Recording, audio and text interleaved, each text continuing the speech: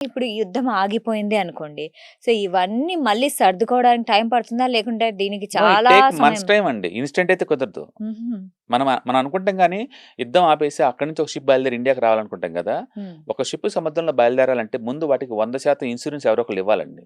Okay. Insurance లేకుండా road మీద కారొచ్చినంత ఈజీగా షిప్పులు రావండి. హుహు. వచ్చినా వాటిని పోర్ట్‌లోకి అలౌ చేయరు. రెండోది అవి క్యారీ చేసేది ఆయిల్ అండ్ గ్యాస్. హ్మ్. స్పె స్పెషల్ కెమికల్స్ చాలా అవన్నీ. ఇన్‌ఫ్లే చాలా ఇన్‌ఫ్లేషన్ ఆ! ఉన్నదనమాట. ఎవరో ఒకళ్ళు ఇన్స్యూరెన్స్ ఇస్తేనే వాటికి రాగలుగుతాయి. రైట్. ఇప్పుడు వాటి మీద అటాక్ చేయమని చెప్పేసి ఇరాన్ వాళ్ళు గ్యారంటీ ఇవ్వాలి గదా! హ్మ్. ఒక డ్రోన్‌తో దాన్ని పేల్చారనుకోండి, చాలా డ్యామేజ్ చాలా జరిగిపోద్ది. డ్యామేజ్ ఆ అయితుంది. ఇన్స్యూరెన్స్‌ని ఫిక్స్ చేసే కంపెనీస్ అన్నీ కూడా లండన్‌లో కూర్చున్నాయండి.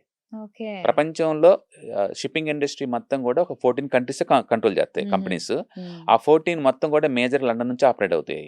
ఓకే. అంటే అవి ఒక్కటే 90% షిప్పింగ్ ఇండస్ట్రీని కంట్రోల్ చేస్తాయి. వాళ్ళు అక్కడ ఇస్తేనే వాళ్ళేం చేస్తారు, రిస్క్ ఉంది కాబట్టి రిస్క్ ప్రీమియం ఎక్కువ కట్టమంటారు. హుహు. అంటే కంటైనర్ కాస్ట్ కూడా బాగా పెరిగిపోయింది. సో, అక్కడ 20-30% గూడా పెరిగిపోయినాయి. పెరిగిపోయింది. ఆ! హ్మ్. అంటే ఇన్స్యూరెన్స్ కాస్ట్ పెరిగిపోయింది, కంటైనర్ కాస్ట్ పెరిగిపోయింది, ఆయిల్ అండ్ గ్యాస్ పెరిగిపోయింది. అండ్ షిప్పింగ్ కూడా రావడానికి చాలా టైం పడుతది. హ్మ్. ఇవన్నీ సెటిల్ అవ్వడానికి it take too much time.